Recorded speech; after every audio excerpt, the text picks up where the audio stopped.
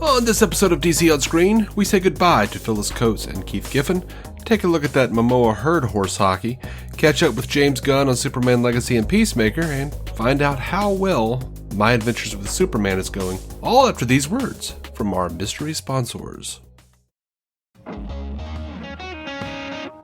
Welcome into DC On Screen, the podcast bringing you news and reviews of the DC multiverse on film and television since 2015.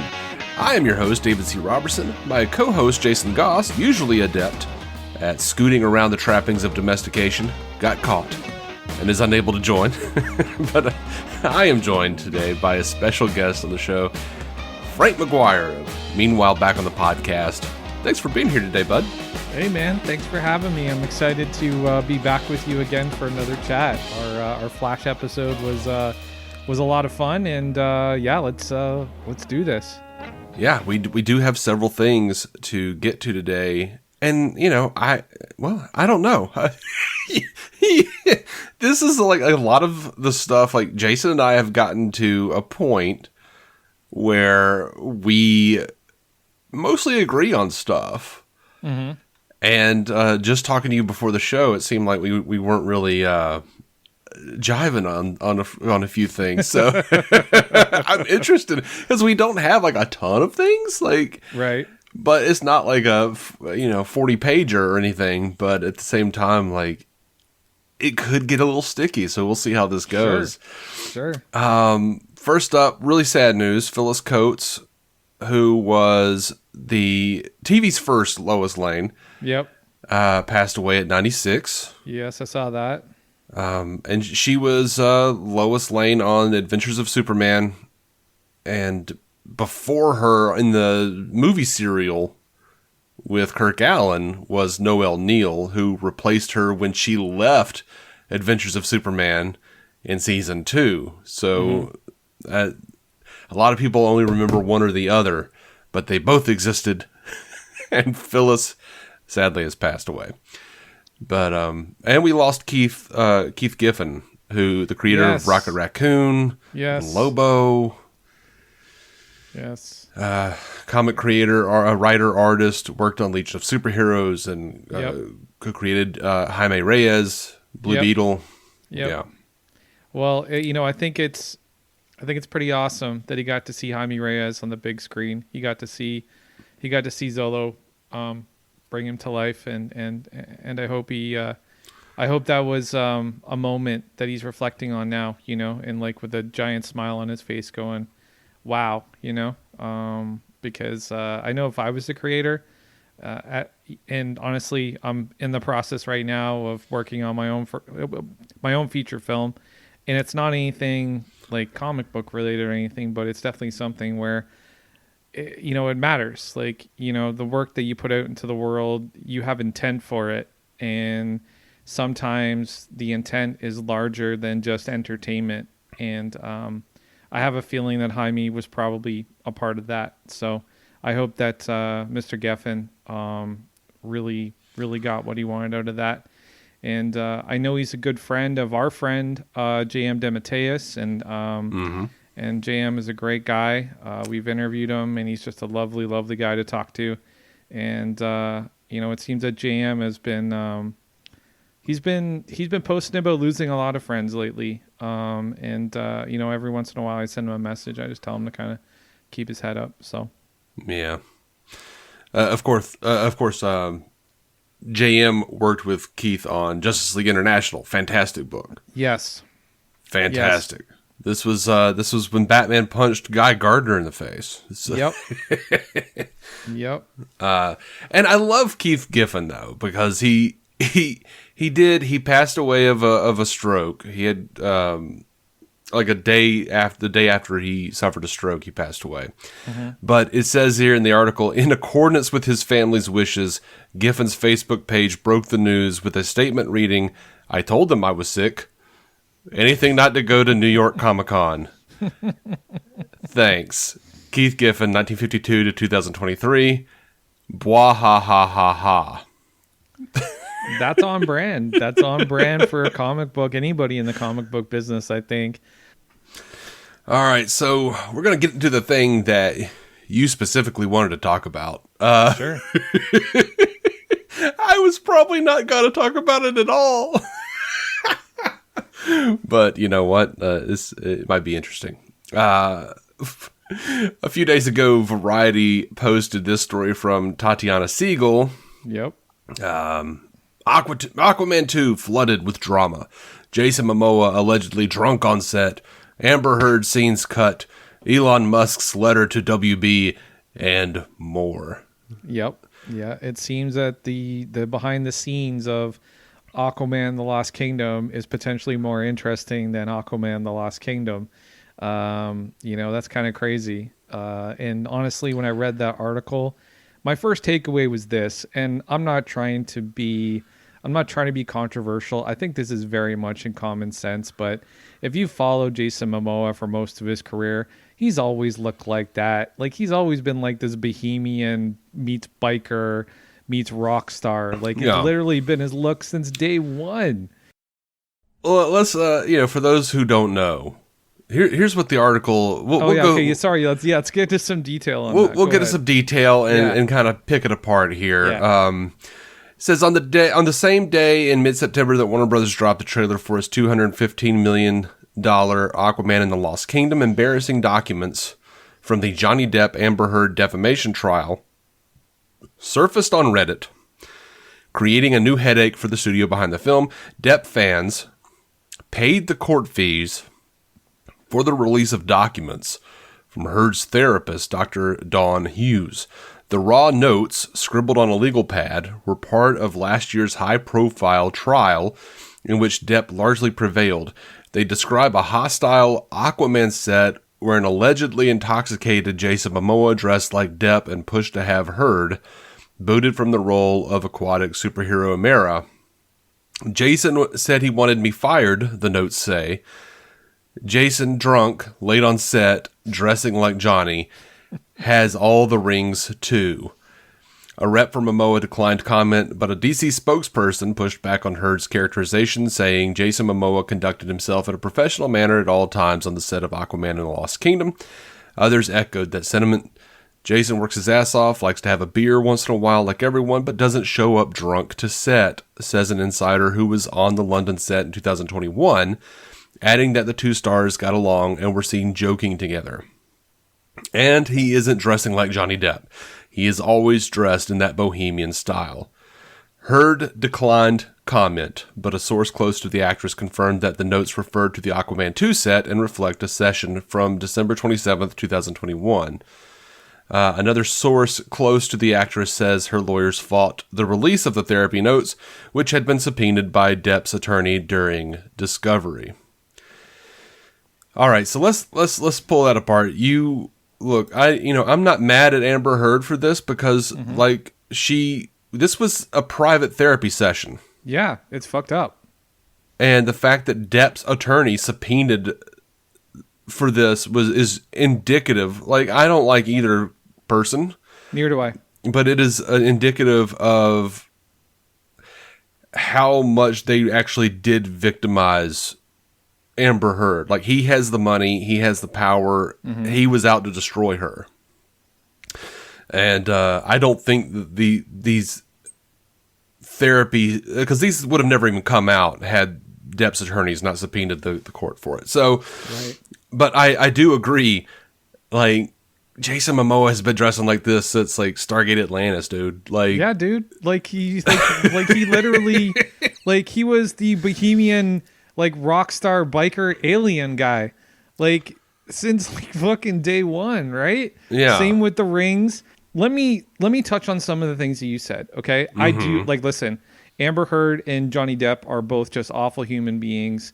I question any studio that wants to put them in a position to be lionized in front of children. There was a point in my life where I thought that Amber was the sole abuser. I don't think that anymore. I've heard some compelling evidence about something that happened on a plane or whatever, but I think that both parties are guilty. And I think what you were saying about Depp's legal team being out to victimize her, I don't necessarily think it's just that black and white. I think that they're out to win a trial, especially a defamation trial. Oh, sure. That's going to cost them like potentially millions and millions of dollars, right? So they've got to sort of turn over every rock they possibly can so their client doesn't have to pay out their ass. Like, it totally makes sense that they would want to get the deeper insight into these notes. I do think it's a little fucked up that they got publicized. I think that's really messed up. And it's funny enough like that the Depp fans were the ones that paid for this, and it didn't really paint Johnny in the greatest light. And it didn't really add any weight to the Depp fans' case. And I think the Depp fans are, they're out to lunch. Like, they're just blind. They don't want to see the truth. They don't want to see the facts, and that's fine. But yeah. Yeah. I mean, I knew what kind of person Johnny Depp was. So I've seen video of him running around with Hunter S. Thompson and John Cusack. They're assholes. John Cusack's an asshole? Oh God, really? Yes. Oh, that makes me sad. I like John Cusack. It made me sad too. I've liked some of his movies, but he's a total dick. Oh, that's absolutely, for various reasons. That's unfortunate.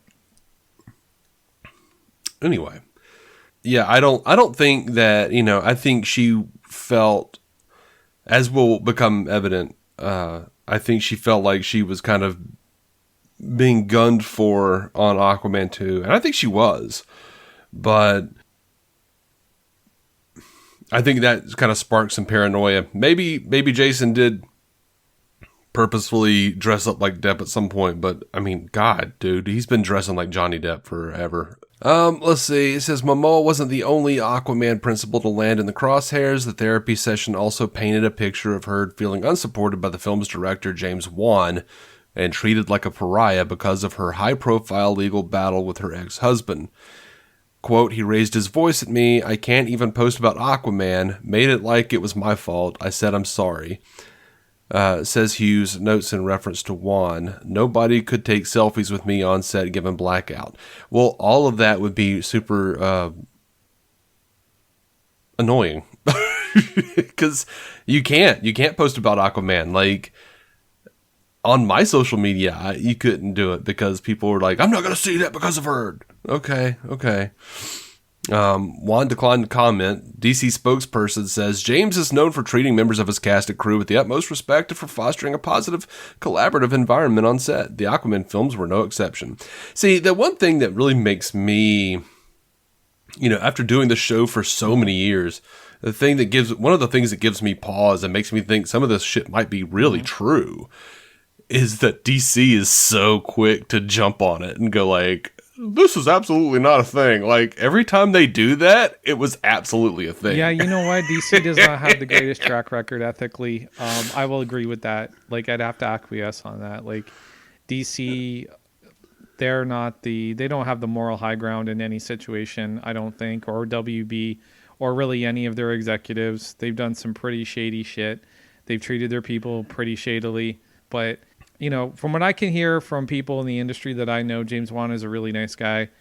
And as far as Heard's comments about yelling, well, that's all subjective. Like, Heard's idea of being yelled at could be different. Like, he may, Wan just may have been frustrated and been like, hey, you know what? I can't even post on social media because of all this stuff. Or I can't even promote my movie because of all this stuff. Like, just being sarcastic about it, right?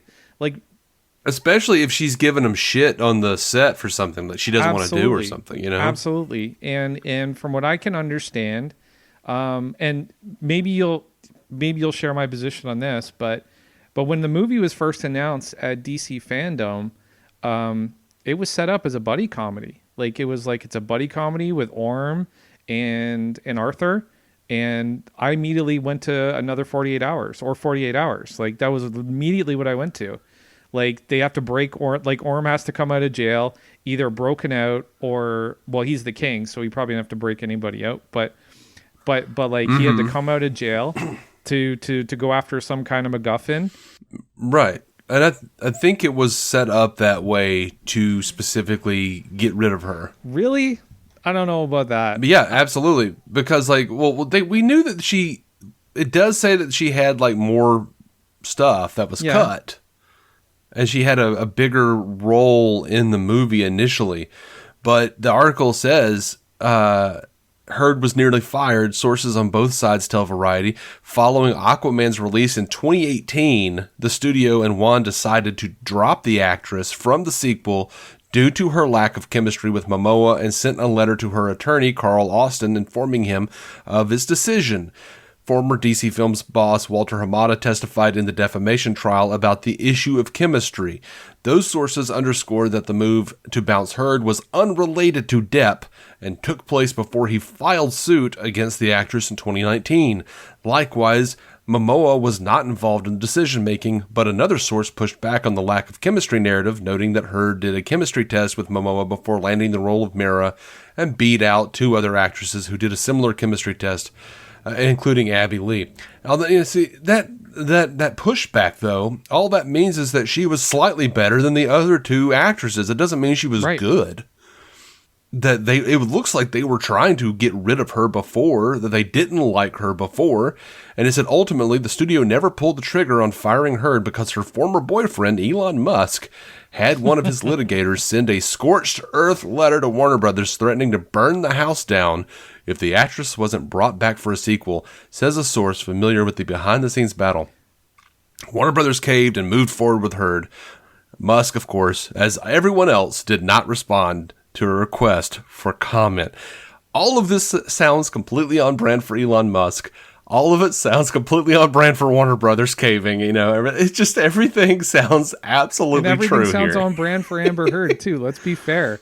Some of the things that I've heard about her, the things she's said or done on set, are a little wacky. Apparently, she has a tendency to stick her nose in a book when the cameras aren't rolling, and I've heard she gets fairly upset when somebody tries to interrupt her.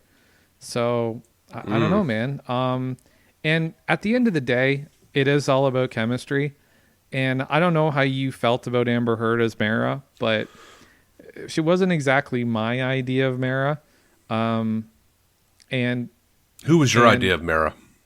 I don't know. I think Mera is a very difficult character. But she's like, the one thing you gotta understand about Hollywood and about the movie business is they don't want you attracting negative press to a project. They don't really like the business side of things. They're not concerned about who's right and who's wrong. They just want to avoid any of the negative PR. The film discourse is enough of a minefield as it is. So you got to do whatever you can to sort of mitigate that situation. Mm-hmm. So weirdly, this article goes into other things.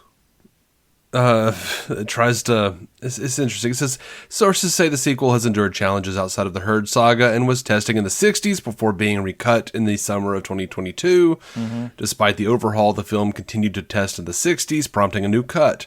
The movie is like this echo of regimes. One insider says it's the last remnant of the Snyderverse, and no one really wants to take ownership of it. Reshoots took place right up until this year's WGA strike in May. The on-set source disputes the idea that Aquaman 2 is troubled, noting that the film was on time, under budget, and needed only about a week of reshoots. In fact, none of the stars, this is where it gets like a little weird for me, because like they went from saying sources, and we've been hearing about all the reshoots with Aquaman 2. We've been hearing about the test audiences, how it's kind of ranking low. By the way, Aquaman 1 did the same thing and wound up making $1 billion and testing really good. It's one of those instances where they took all the test screenings and took it to heart and made something that I didn't care about, but apparently everybody else did. Everybody went to see that octopus playing the drums, bro. That's what it was. But here's where the article kind of falls apart for me. Yeah. It says, in fact, none of the stars cast by Zack Snyder for 2016's Batman v Superman: Dawn of Justice and 2017's Justice League, including Ben Affleck, Henry Cavill, Gal Gadot, Ezra Miller, and Momoa, will reprise their roles in the new DC universe in character. Now, here's the thing, though. That has not been confirmed. Ben Affleck has said he's done.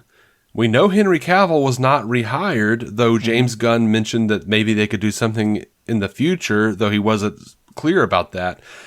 Gal Gadot says that she's talked to James Gunn about it, and that's all that we've heard. Like, there have only been unsubstantiated rumors that she's out. Like, we don't know what her status is at all. We have no official word on her, Ezra Miller, or Momoa. Right. Well, there are new conversations about Ezra Miller definitely being out from Flash. There's a couple of movie pundit type, Twitter accounts and blogs and stuff who have said that they know that Ezra Miller is out. He's gone as the Flash. And there's people already talking about fan casting is also now brewing again. But I think the actress the performer that I want to zero in on is Gadot. Her comments were very specific about the conversation that she had with James Gunn. Like, according to her, Peter Safran and James Gunn told her that she was safe and that they were very excited to make Wonder Woman 3 with her.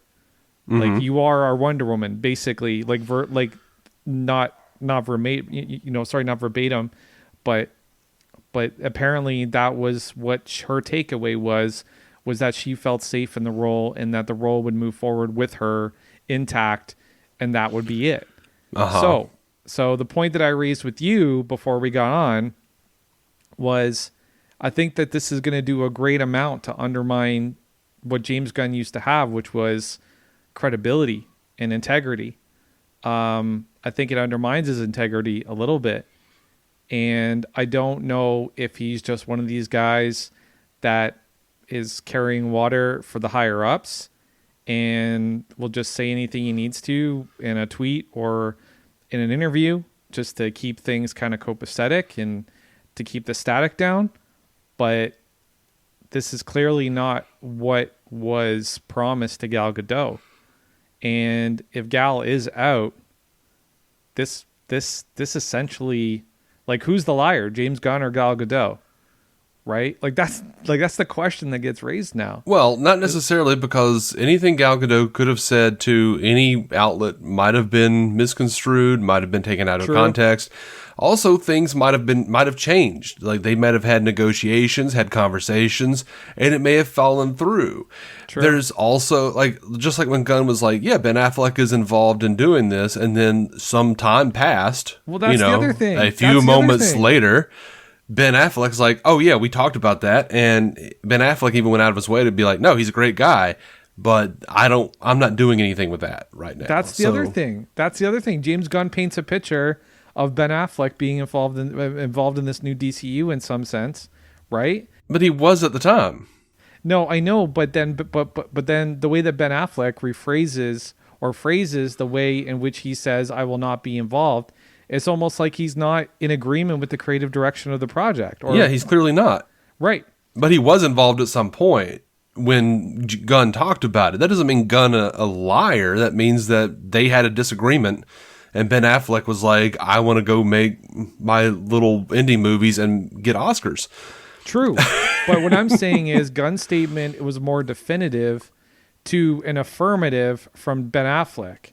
It sounds to me like Ben Affleck never provided an affirmative, never said, hey, yeah, I'm interested, right? Based on the comment that I got back, or the comments that have been posted verbatim or in quote, like quoted from Ben, it doesn't sound like there was even a chance that it was going to happen based on whatever creative vision James Gunn had. That was my takeaway. So again, it's just another thing that kind of undermines James Gunn's credibility and his integrity. And listen, I'm not a James Gunn hater. I want to make that perfectly clear to your audience, to anybody who doesn't know me or know my show. I'm not one of these guys that's like a Zack Snyder fan, just hates James Gunn as a reflex. That's not my thing. I always give people the benefit of the doubt, and I'm a very reasonable, common sense type of person, and I love a lot of James's work, and I'm just not that guy. So I'm just going off the evidence. From what I can see, Ben's comments sound very, very strong in response to what James Gunn said about his involvement.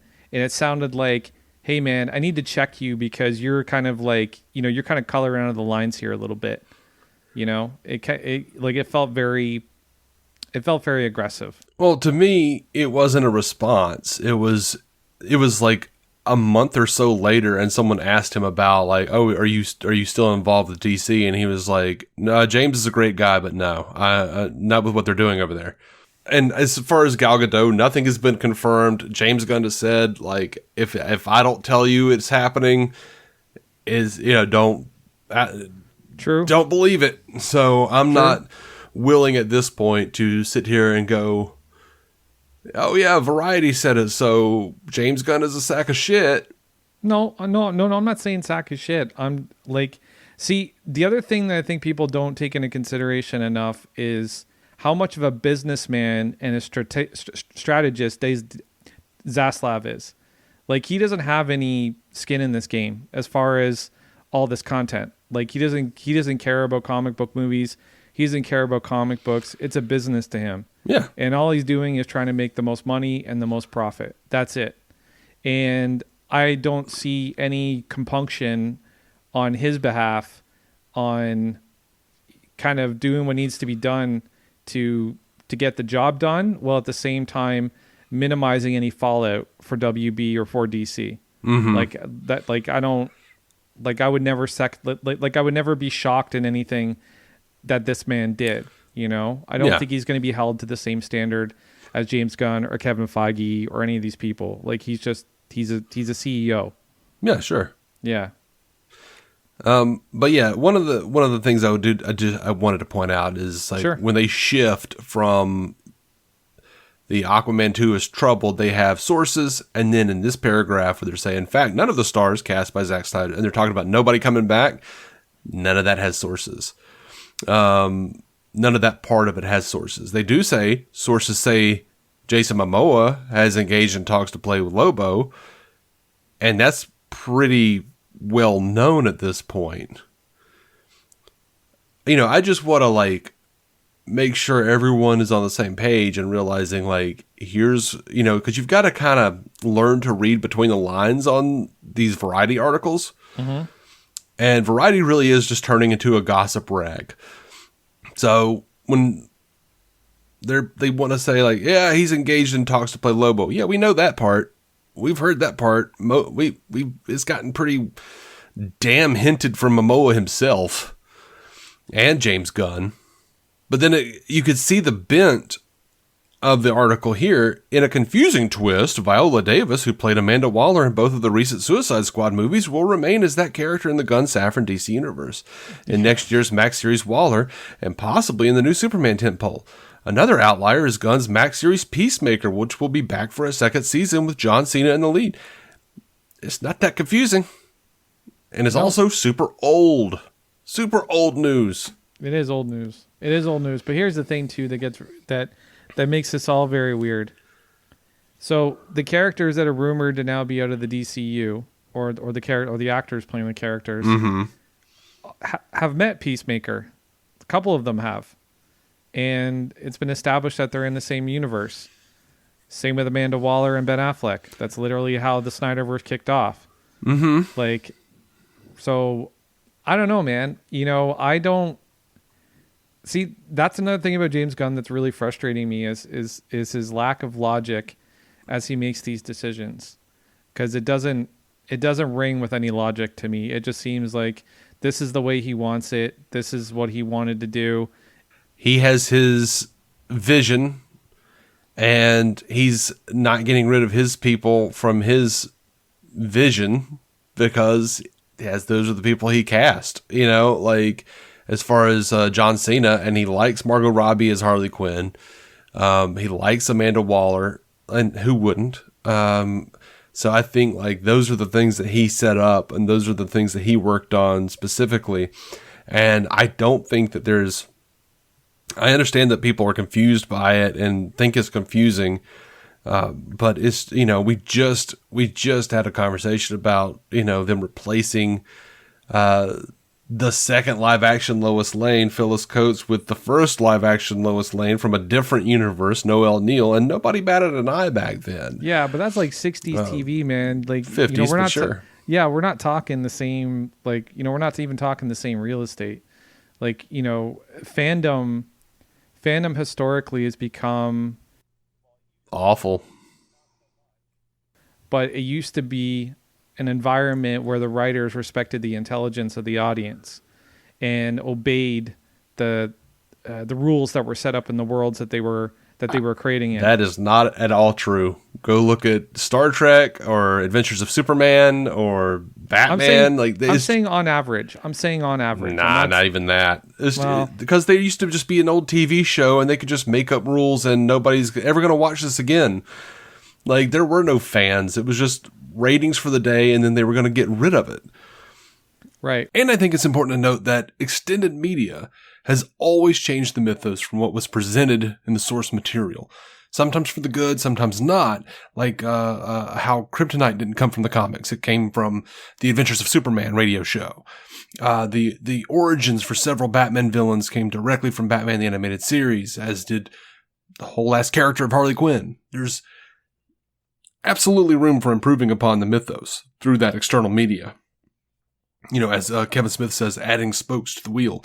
And as far as respecting the intelligence of the fans, I think Gunn's problem might be that he's respecting the intelligence of the fans too much, because a lot of people are acting like they've never read a comic or heard of a reboot or a soft reboot. And I'm concerned the general audience won't understand what's happening. But I guess we'll see. So we're still not even out of this Variety article. So it says that it starts going into Marvel-Disney relationships, which seems tiresome. But it says, unlike the Marvel-DC relationship in which Marvel controls the creative process and Disney Plus merely releases the content, Max is creatively involved with the DC slate. Gunn and Safran don't enjoy the same autonomy as Marvel's Kevin Feige. A Max source says the collaboration between the DC team and Max executives Sarah Aubrey and Casey Bloys has been seamless, including on the upcoming series The Penguin, which was forced to shut down after the WGA strike began and is expected to resume shooting as soon as the SAG-AFTRA strike ends. Regardless, some on the lot are convinced that another company, most likely Universal, will buy Warner Brothers within 2 years, making recent DC subplots and upheavals feel quaint. That is a really old rumor that Universal was going to buy Warner Brothers. And I don't know if it's true or not. I don't think it matters. Why not? Because we will never, Warner Brothers messes up DC enough. If Universal buys it, I don't see it's not like it's going to feel any different. It's just going to be bullshit for the rest of eternity. I don't know, man. If they, Do you think Universal will handle the Warner Brothers properties better than Warner Brothers? I'm saying there may be an executive at Universal that understands what the real problems with DC are, and they may implement solutions to fix those, right? I think that DC needs a steward. They need somebody who, like James Gunn is now, they need somebody like that, but isn't going to try and copy the Marvel stuff. I think that's their problem right now. Yeah. So in this article, they go into the fact that 2 herd scenes were cut from Aquaman 2, an action sequence that found Mera fighting Black Manta, and a love scene with Momoa, according to individuals familiar with the production. Other evidence of friction is hiding in plain sight. This summer, Momoa unfollowed Herd on Instagram. That doesn't matter. I'm sorry. I'm really tired of people putting that in articles. Who gives a flying fuck who's following on who on Instagram? That's not an indicator of anything. I mean, it's an indicator that there's some issue between them. One source says he even blocked Herd from following him. All right. Yeah, whatever. So, all right. I'm done with this article. I'm done. I don't care. We'll be right back with some Superman Legacy news, some James Gunn talking about some stuff in the DCU. Welcome back. We have several little rapid fire bits of news here. Superman Legacy. James Gunn confirms that movie will film all over the world. He told a fan it's shooting on sound stages in Atlanta and the rest of the film in places all over the world. And of course, we just found out a couple weeks ago that they were updating Warner Brothers Leavesden, and that was going to be the main hub for the DC films and a lot of Warner Brothers properties. Cloudy Bozo over on Threads asked Gunn, "Do you have your finger on the trigger, waiting to announce more Legacy castings as soon as the strike ends?" James Gunn says, "Yeah, cool. I'm down. I want to know all the things. Pay your people, you sons of bitches." I totally agree with that. Yeah, this shit's gone on way too long. Here's a Peacemaker season 2 update. He says he is currently writing Peacemaker season 2 now that the writer's strike is over. And someone asked, will season 2, this is Darrell Randall over on Threads, said, will season 2 of Peacemaker take place in the new DCU continuity, or will it at least be addressed? And Gunn says yes and yes. So clearly he's going to address what's going on, why there's a shift in universe. One of my theories, and apparently a lot of people had this theory as well, was that it was going to have to do with Batmite, which would have been kind of the perfect thing since Batmite was mentioned in season 1. Batmite is known for being a character who lives in the fifth dimension. He is Batman's biggest fan. He's aware of all the different multiverses. He knows Batman's a comic or a movie or whatever it is. And but no, Gunn says Batmite is not involved in Peacemaker season 2. Simply, quote, simply because the story for season 2 has nothing to do with Batmite. Okay. It is kind of sad. And it's also raises a lot of questions. All right, real quick, last piece of news here. My Adventures with Superman. Have you seen this show? Yes. No. So I totally clocked out of that, and I'll tell you why. After I saw the Sailor Moon suit up, I was done. Yeah. Oh, okay. No. That does not track for me. I was really excited that that Jack Wade was voicing him, or voicing Clark. I didn't like... So, as you know, Twitter has a way of picking out a piece of something from a piece of media and blowing it completely out of proportion. And the one thing that got blown out of proportion that I did take interest in was girlfriends getting... Well, it started the conversation again because this happened with Invincible when Invincible's girlfriend got mad at him for keeping his identity a secret. And they did the same thing in Adventures of Superman. So I find that interesting. I don't know why. I wouldn't get mad at anybody for holding back a secret identity. I don't know why anybody would. Like, if it's a secret identity and you don't want to tell somebody because you're trying to protect them and, you know, you don't know how to tell them that you're a superhero, that makes sense to me, you know? Yeah, it's like being mad at somebody for not coming out as exactly, gay. Right? That and like, that was the parallel that was being presented was like, would you be mad at somebody if they they didn't tell you they were gay? Right? Like it's on them, right? It's, you know, it's what affects their life. So yeah. Well, maybe it depends on the instance. Like if he's having sex with Lois and doesn't tell her, by the way, I'm an alien and I'm like pumping possibly radioactive extraterrestrial jizz into you, and who knows, the kid might kick through your stomach. I think she needs to know what she, you know, just like with Barry. I remember me and my wife were having this conversation. I think me and Jason did too on the show, where we were like, dude, Barry's just having sex with Patty Spivot and he ain't telling her shit. Like, he doesn't know what the hell that lightning did to him. He's got superpowers. He might have radioactive jizz. We don't know. Spider-Man does, and I don't know if you heard, but it actually got actually became a storyline in the comics. Like, it actually infected Mary Jane at some point. Like, I don't know if it was the Ultimate Universe or something, but they actually made it a thing. But here's the other thing. I'm sure you've seen this, but the Robot Chicken DC specials, you've seen them? Uh-huh. Okay. Yeah. So you remember the skit where Lois got her head blown off and they thought it was just like a straight murder, and like Clark's in the corner and he's like just kind of like, pulling away from everybody, and he looks scared, and they're like, so based on the trajectory of this blood stain, her head was somewhere around here, and it's like right in front of his lazy chair, and she would be on her knees.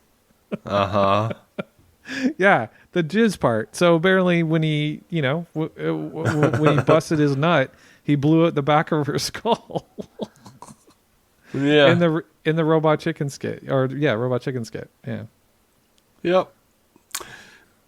So anyway, The Adventures with Superman, big hit for Adult Swim. Cool. Yeah, ranked number 1 in its time slot among men 18 to 34, and is the number 2 highest rated original freshman series for the network this year among adults 18 to 49 and 18 to 34, and among men 18 to 49 and 18 to 34. So that means the debut season really did a lot of business. It did very well, got a lot of good attention, and of course season 2 is in production. So if you haven't checked it out, give it a shot. Did you watch it? No. I'm going to. Why not? I just haven't had time, honestly. I've just been so busy. And when it came down to it, I was like, do I do Harley Quinn or My Adventures of Superman? Right. Harley Quinn. I'm much more invested. I've already watched like 3 seasons of it. Yeah, me too. I do want to watch My Adventures with Superman. I know about the Sailor Moon costume change, and I don't understand why anybody cares. It's awful, man. I'm sorry. It's just bad. It's cliche, and Superman doesn't direct, like, that's not how his costume works. So it doesn't make a lot of sense. It works differently in every continuity. Like that, you could look at Zack Snyder's Man of Steel and say, like, "Oh, that's bullshit. It's, it's whatever it was, programmable matter from the Kryptonian ship that created a suit." That's not how it works, because it's actually a physical suit. It's supposed to be, but all of that shit was made from everything in that ship is made from programmable matter. Like, It basically 3D prints everything. Sure. But other Superman fans would say, well, that's bullshit. That's not how his suit works. Ma Kent's supposed to make his suit, like, by hand. Because that's been established in the comics at some point. Yeah, I don't like that one either, but because, like, it looks like a Halloween costume when you do it like that. But yeah. Yeah, I can see that. Yeah. Well, man, that's all we got today. Thank you so much for joining me. Yeah, man, it was great. It was great. Thanks for having me on. And where can they find you, man? They can find us on any podcast platform, Meanwhile Back on the Podcast, and we're on Twitter at Meanwhile_pod, Instagram, Meanwhile_pod. We are just getting back into the swing of things. We took quite a long break due to some life ups and downs, COVID and some career change stuff, and we're all, this is not our job. One day we would love it for it to be our job, but we're sort of pre-revenue, and we all work day jobs, and so we've kind of had to address those things and make sure that those are all buttoned up, and we're just getting back in the swing of things. And we got a slew of co-hosts. We have like 8 different co-hosts, and they're all great, and we got a good mix of people on our show, and we would love to, for your listeners to check us out. We have DC content from time to time, but I'm not going to make any false promises that you'll hear DC stuff every show. That won't be the case. But we've got some good stuff for sure. We did a flashback into Justice League Mortal. We looked at the entire treatment for that movie, and we broke it down. That was a lot of fun. But yeah, come check out the show. And Dave, we got to get you on ours, man. Love to have you on our show. Absolutely, man. As I said during the Flash episode, I think you're going to be our go-to for like any sort of breaking DC news, because we just don't have the the time or the bandwidth to stay up on all that stuff, and I know that's your wheelhouse. So I really appreciate you having me on, and we can't wait to get you on our show. Absolutely, man. As for us, you can drop us a line at dconscreen@gmail.com if you want to become one of our patrons. patreon.com/dconscreen. That was a total brain fart. Jason and I'll be back at some point soon. Probably next week, or, well, I'll have to check my calendar, but it'll be soon. There you go. There you go. All right, guys. Peace out, everybody. Peace out, and until next time, keep some DC on your screen.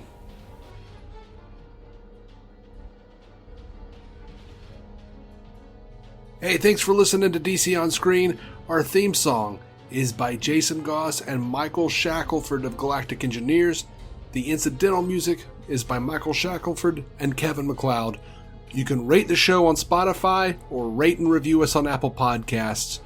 Doing that really helps push our show to new listeners, so your help would be much appreciated. You can also contact the show at DC On Screen on Twitter, Instagram, and Facebook, or email us at dconscreen@gmail.com. To become a patron and get ad-free episodes and exclusive content, go to patreon.com/DCOnScreen. Your reviews and feedback may end up on a future episode of DC On Screen. DC On Screen is a production of Maladjusted.tv in association with Stranded Panda. If you haven't already, please be sure to subscribe on Apple Podcasts, Spotify, or whatever damn platform you use.